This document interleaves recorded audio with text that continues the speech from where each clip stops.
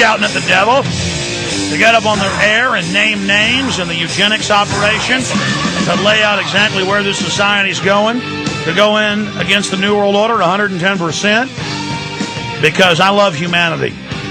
Even though we're a fallen species, I love my fellow man. I love every man, woman, and child out there, and I am going to fight the globalist.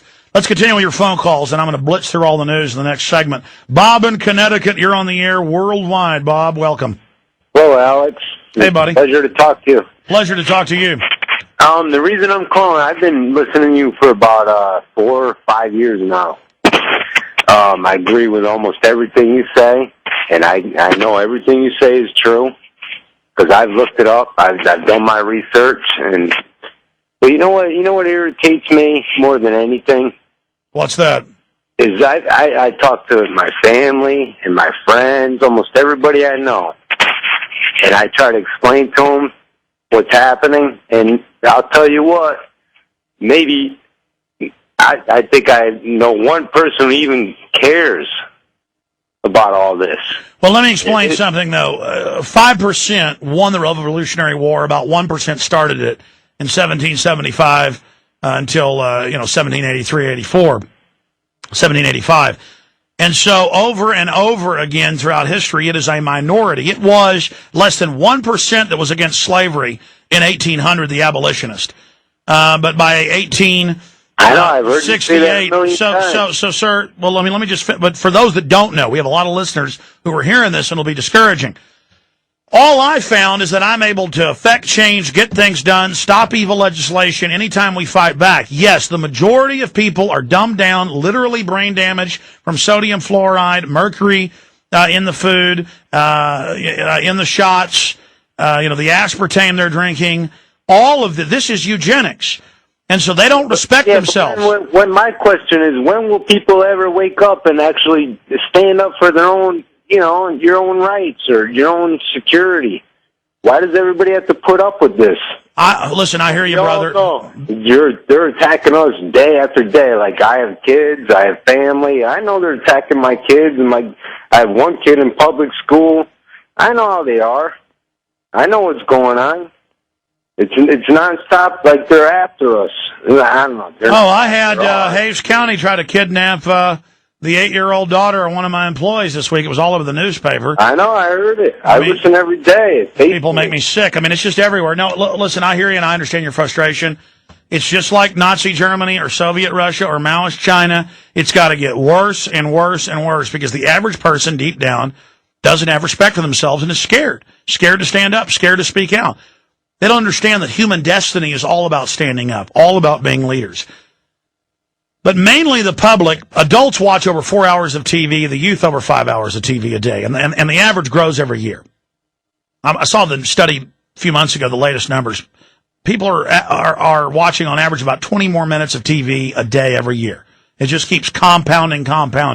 And television, with the flicker rate and the images, admittedly puts you into a lower brainwave. It puts you into a sleep state. So do video games. These are just scientific facts.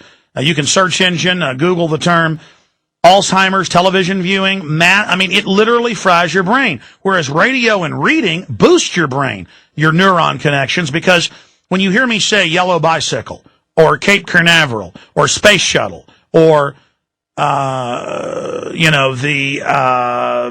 dimensions of Miss America. What do they say, 22, 36, whatever, I don't know.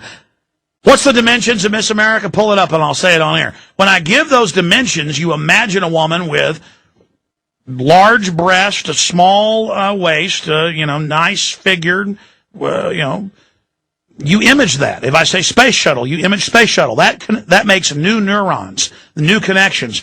With television, you go into suspended disbelief. You go into a gawking mode. Your brain waves lower. And people are doing this 3, 4, 5 hours a day. What's the dimensions for Miss America? I'm going to go ahead and say it on air. Give it to us. 36, 24, 36. All right, there you go. Say it again so I can remember it. 36, 24, 36. All right, there you go. Now you're all imaging girls in bikinis up on a stage. But if you were watching television, you would just be watching the girls on the stage. Same thing with reading. Reading, you have to imagine it. It causes multifaceted, three-dimensional and four-dimensional connections in the thought processes. I'm already digressing. What does it matter? Folks, can you get mad? Getting mad can break you out of your... Number one, people aren't just mesmerized or under a spell. They're also societally under peer pressure. They're supposed to bike ride 5 hours a day or, once a week or jog 2 hours a day. They're supposed to be in perfect shape, be a yuppie, have a short haircut, do the whole fake corporate lingo to climb up the ladder. They're all scared to death inside of what people think of them. I sit there and I watch crowds of people. I watch the hippie types and the yuppie types and the good old boy types and the gangster types and the Mac Daddy types and the environmental control freak types and all the types. And that's like a costume people put on. And we all are how we grew up and what we like and, what we're into. I'm not knocking any of that. The issue is I sit there. I was at the gym today and I was running on the treadmill to get warmed up. And I was, before I went and lift weights, and I was watching people in the parking lot going next door to a Mexican food restaurant. And I was watching young people and old people and, good looking women. And the good looking women were so insecure. They'd get out and adjust their pants and they'd adjust their bra and they'd adjust their hair and they'd kind of, get in their beautiful mode of kind of sticking their chest out and swaggering into the Mexican food restaurant. And I'd watch the men get out and look at their car and adjust their wallet and kind of stick their chest out. And I'm not a peacock, okay? And I know I do all those mannerisms as well. But above that, I've got my other levels of thought going on about just how amazed I am to be alive in this galaxy on a planet hurtling through space, orbiting a sun, and the deep oceans filled with all these little, millions of different forms of life and fish and plankton and krill and huge forest and sunsets and the moon and just the incredible dynamicness of life. I'm just mouth hanging open, unbelievable. And through that, I just what you could call ultra confident. I have transcended being insecure in a crowd of people. I have transcended caring what people think about me. I could, with my little pot belly, waddle out naked on a stage in front of people. It would mean nothing to me. A billion people laughing at me would mean nothing to me. Humiliation means nothing anymore. I mean, it's crazy. And I realize I'm free of programming now, or becoming more and more free.